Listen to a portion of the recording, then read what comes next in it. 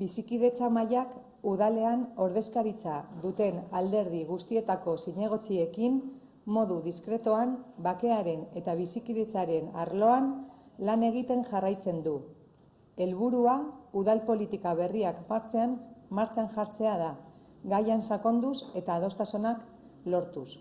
Lan horren emaitza da memoriaren egunerako denon artean adostu dugun testua, eta baita ere memorian elkarrekin aurrera egiteko iaz aurkeztu genuen memoria partekatu baterantz Andoain 1958-tik 2018 bitarte izan diren giza eskubideen urraketei eta indarkeria ekintzen txostena. Memoriaren eguneko adierazpena. Memoriaren eguna ospatzen dugu gaurkoan, eta oroimenerako egun honetan Andoaingo herritar guztiei dei egiten diegu ez dezaten iragana ahaztu. Ez da gure gizarteak orokorrean eta modu zehatzean biktimek jasan zuten min eta sufrimendu bidegabeak izan zituen ondorio lasgarriak ere. Biktima horiei elkartasuna, empatia, egia, justizia, memoria, errekonozimendua eta erreparazioa zor dizkiegu. Ideien aniztasunean, printzipio demokratikoetan eta giza eskubideen defentsan oinarritutako memoria inklusibo batekiko gure konpromisoa berretsi nahi dugu. Elkarrizketa eta elkarren onarpena sustatuko duena, eta gaurko eta biharko bizikidetza eraikitzen lagunduko duena. Gure artean adostasunez lantzen eta garatzen ari garen konpromisoa da hori. Horrexegatik ondorengoa adierazi nahi dugu. Lehenengoa, indarkeria eta giza eskubideen urraketa mota guztien gaitzespenetik abiatuta memoriak biktima guztien errekonozimendua, erreparazioa eta ez errepikatzearen bermea sustatu behar dituela. 2. Horregatik guztiagatik Andoainen memoria politiketan lan egiten eta sakontzen jarraitzeko gure borondatea eta konpromisoa berresten dugu. Txostenak agerian jarri zituen errealitate guztietan sakondu eta hauen transmisioa bideratzeko. Irakurketa kritikoa ahalbidetuko duen kargu hartzea eta biktimen erreparazioa aurrera egin ahal izateko. Gure memoria lantzen eta sakontzen jarraituko dugu, gertatutakoa ahaztu gabe, geroko belaunaldiek jasotakoa ezagutu eta gure hutsegiteagatik ikas dezaten. 3. Alderdi guztien ordezkaritzarekin osatutako mahaia memoria bateratu baterantz txostenak mahai gainean jarri zizkion etxeko lanak egiten dabil. Etorkizuneko urratsak bizikidetzaren inguruan eztabaidatzen eta zehazten. Erantzukizunez eta bere eskuetan dagoen guztia konpontzeko borondatearekin. Herritarren partaidetza garrantzitsua izan da beti, bizikidetza mailarentzat.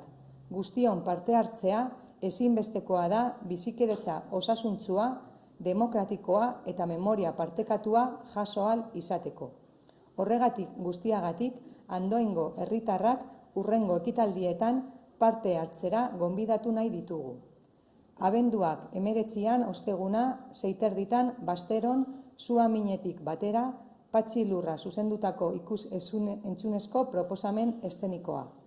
Eta urtarrilak 14an asteartea 6:30 Basteron Asier eta biok dokumentala. Ondoren Aitor Merino zuzendariarekin solasaldia. Andoainen 2019ko azaroaren 14.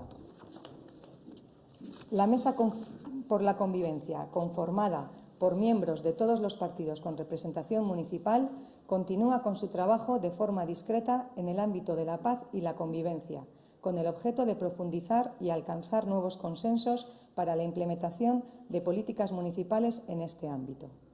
Fruto de este trabajo es el texto acordado por la Mesa para la celebración del Día de la Memoria, así como el informe presentado hace un año hacia una memoria compartida Andoain, informe sobre conculcaciones de derechos humanos y acciones violentas ocurridas entre 1956 y 2018. Declaración institucional por el Día de la Memoria.